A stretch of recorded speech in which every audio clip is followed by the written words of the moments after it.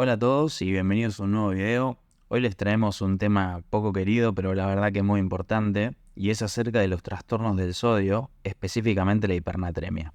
Los objetivos que propuse para esta clase son definir este trastorno, hablar un poco sobre la fisiopatología, describir las manifestaciones clínicas y por último, estudiar el diagnóstico y tratamiento de esta alteración. La hipernatremia se define como una concentración plasmática de sodio mayor a 145 miliequivalentes litro, que si se produce en menos de 48 horas es aguda, y si no la catalogamos como crónica. Es importante recalcar que en todos los casos representa un estado de hiperosmolaridad hipertónica, es decir, no existe hipernatremia sin hiperosmolaridad. Y otro dato que es muy importante tener en cuenta es que los trastornos de la anatremia, ya sea que se trate de una hiper o una hiponatremia, es un factor pronóstico de mortalidad en cualquier paciente internado. Es decir, que el paciente tendrá peor pronóstico si cursa con alguna de estas alteraciones. Para que estemos bien ordenados, los mecanismos fisiopatológicos para el desarrollo de una hipernatremia son dos: la pérdida neta de agua o la ganancia de sodio. No hay otra opción. La gran mayoría de los casos dependen de alteraciones en el volumen de agua, más que del sodio corporal total. Es decir, tenemos una pérdida neta de agua y por lo tanto el sodio estará más concentrado en el plasma. En este cuadro podemos ver la mayoría de las causas detrás de este trastorno. En las pérdidas netas de agua puede ser por agua libre de solutos, como las pérdidas insensibles, la diabetes insípida o como consecuencia de un aumento de la excreción de urea, o bien puede ser por pérdidas hipotónicas, en la que se termina perdiendo más agua que sodio, entonces la concentración de este ion tiende a aumentar. Ejemplos de pérdidas hipotónicas son el sudor, los diuréticos osmóticos, también los catárticos osmóticos, la glucosuria y a través de la secreción gástrica. En los casos de hipernatremia por aumento del sodio corporal total, puede deberse a la infusión intravenosa de fluidos que contengan sodio, como por ejemplo una infusión de bicarbonato de sodio, o a la ingesta masiva de sal, como por ejemplo si alguien tomase agua de mar. Otra causa puede ser un enema o una diálisis hipertónica o el síndrome de Cushing. Desde un punto de vista clínico, también es útil subclasificar a las hipernatremias en función de la volemia, ya que nos puede orientar a la causa y darnos pautas de alarma, como por ejemplo en una hipernatremia hipovolémica, que suele ser una situación de inestabilidad hemodinámica y debe ser tratada rápidamente. Si el volumen circulante efectivo se encuentra disminuido, hablamos de una hipernatremia hipovolémica, y esta se va a acompañar de signos de hipovolemia, como la hipotensión arterial, el ortostatismo y taquicardia.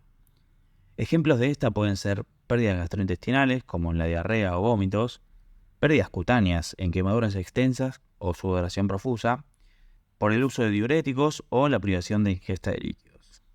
Ejemplos de hipernatremias hipervolémicas son las causadas por una infusión excesiva de solución salina o de bicarbonato de sodio hipertónicas, mientras que los estados de hipertonicidad con euvolemia o casi euvolemia pueden deberse a una diabetes insípida.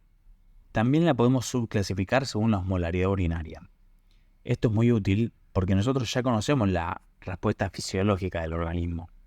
Ante estados de hipertonicidad, como es la hipernatremia, y suponiendo que tenemos una respuesta adecuada a la hormona antidiurética, uno lo que esperaría encontrar es tener una osmolaridad urinaria elevada, ya que el cuerpo lo que busca es reabsorber la mayor cantidad de agua y eliminar la mayor cantidad de solutos. Así se puede restablecer el equilibrio.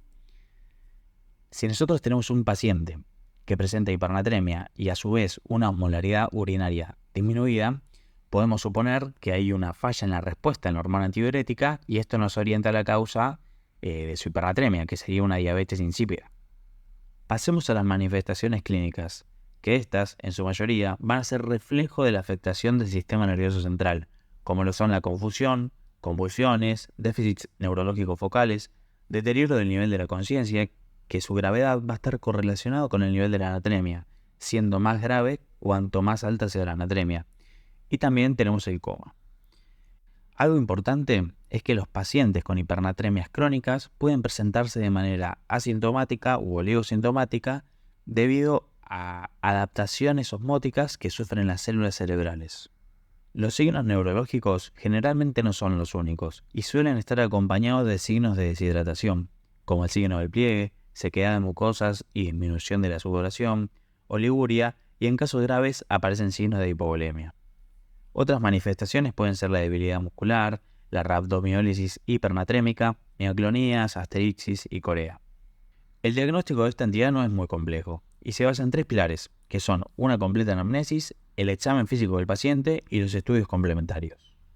En la anamnesis hay que conseguir información acerca de la ingesta de líquidos, preguntando sobre la cantidad y el tipo de líquidos ingeridos, ya que no es lo mismo ingerir Coca-Cola que agua, y también si tiene sed o no.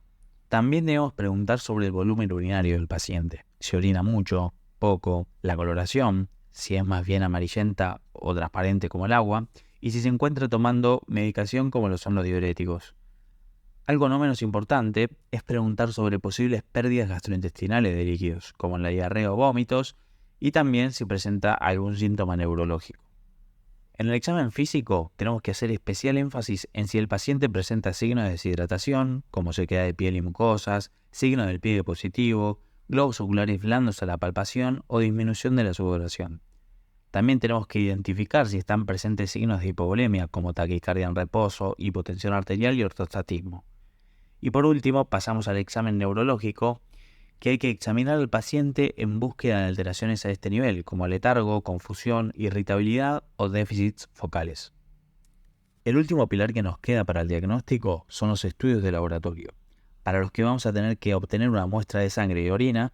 Así medimos la osmolaridad en plasma y orina y también los electrolitos en orina. Con estos estudios vamos a corroborar efectivamente que el paciente se encuentra hipernatrémico y además nos va a ayudar a determinar la causa de la misma. Acá les comparto un algoritmo que está muy bueno para orientarnos acerca de la causa de la hipernatremia. Primero vamos a mirar la osmolaridad urinaria, que si ésta se encuentra menor a 700 ya nos orienta a pérdidas renales de agua, como lo son la diabetes insípida. En cambio, si la osmolaridad se encuentra aumentada, mayor a 700 o 800, vamos a tener que mirar la concentración urinaria de sodio. Si esta es mayor a 100, nos habla de una sobrecarga de sodio, como por ejemplo en una infusión hipertónica. Pero si es menor a 25, ya estaríamos hablando de pérdidas extrarrenales de agua, como en pérdidas gastrointestinales o pérdidas insensibles. Aclaro que este algoritmo lo extraje del libro Medicina de Bolsillo de Sabatin. Bueno, a esta altura ya sabemos las características principales de la hipernatremia y cómo diagnosticarla. Pero ¿cómo la tratamos? El primer paso es identificar la causa y tratarla. Si es consecuencia del consumo de fármacos, suspenderlos, y si es por diarrea hay que corregirla. Pero el objetivo es solucionar la raíz del problema que nos está causando la hipernatremia. Al mismo tiempo tenemos que identificar el subtipo, es decir, si es hipovolémica, euvolémica o hipervolémica. Y por último, hay que corregir la anatremia, aunque en situaciones de emergencia esto es lo primero que debe hacerse. Al momento de corregir la anatremia, lo primero que tenemos que evaluar es si el paciente tiene estabilidad hemodinámica o no, es decir, si presenta signos de hipovolemia o está estable. Si el paciente tiene inestabilidad hemodinámica, lo primero que se debe hacer es corregir la volemia del paciente, y esto se hace con solución fisiológica al 0,9% por vía intravenosa hasta lograr la estabilidad hemodinámica. Si el paciente tiene estabilidad hemodinámica o la hemos logrado tras la infusión de suero fisiológico, hay que administrar soluciones hipotónicas, ya sea por vía intravenosa, oral o enteral a través de una sonda nasogástrica. Hay muchas opciones de soluciones hipotónicas y todas varían en su contenido de sodio. Esto es muy relevante, como vamos a ver próximamente, pero un ejemplo de solución hipotónica es la de dextrosa al 5%, que esta tiene 0 sodio. Para lograr la corrección de la anatremia, nos podemos ayudar de esta serie de pasos. Empezamos por seleccionar la solución hipotónica que vamos a administrar, que como ya mencioné hay varias opciones, y seguido de esto la vía que vamos a utilizar para la administración. Luego tenemos que establecer el objetivo de corrección, es decir, a qué valor queremos llevar la anatremia. Y por último, hay que calcular el volumen de reposición. El volumen de reposición lo vamos a calcular con la fórmula de Droge, que nos indica cuál va a ser el efecto de la administración de 1 litro de solución sobre la concentración de sodio plasmático. Depende de cada solución, ya que por ejemplo, una solución de dextrosa al 5% no tiene sodio. Entonces, la cuenta queda conformada de esta manera.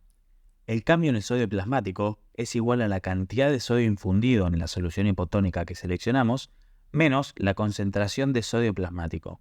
Todo esto dividido por el agua corporal total más 1. El agua corporal total va a variar según se trate de un hombre o una mujer y si es anciano o no. Ahí en pantalla vemos los valores. Veamos un ejemplo así lo entendemos mejor. Tenemos una paciente anciana de 70 kilogramos, con una anatremia de 160 mil equivalentes litro y planteamos llevar el sodio plasmático a un valor de 145 miliequivalentes litro, con una solución de dextrosa del 5%. Entonces, en el nominador, el sodio infundido es 0, ya que la solución seleccionada no tiene sodio. El sodio plasmático de la paciente es 160. El agua corporal total en la mujer anciana dijimos que es del 45%, entonces tenemos que multiplicar 0,45 por 70, que es el peso del paciente, y le sumamos 1. El resultado de esta cuenta nos da menos 4,92 miliequivalentes litros.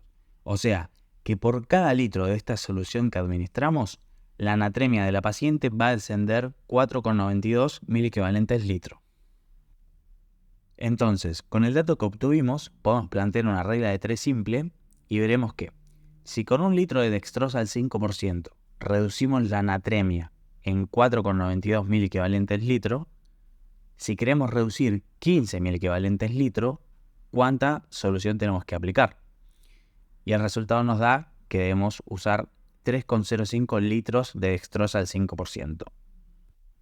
Sin embargo, no podemos administrarle a nuestra paciente los 3 litros de solución y reducirle en 15 puntos la anatremia así como si nada. No, porque tenemos riesgo de que desarrolle un edema cerebral. Se recomienda no superar una corrección diaria de 10 o 12 miliequivalentes litro a un ritmo de 1 o 2 miliequivalentes por hora. Para finalizar, no podía dejar de mencionar que durante la reposición de líquidos es importante tener en cuenta las pérdidas obligatorias de agua que tiene el paciente y el clearance de agua libre de electrolitos, ya que no son números despreciables y tenemos que considerarlos para tener un ritmo de corrección adecuado, contemplando estos valores en la cantidad de líquidos que debemos administrar. Muchas gracias por su atención, esperamos que les haya servido y nos vemos en futuros videos.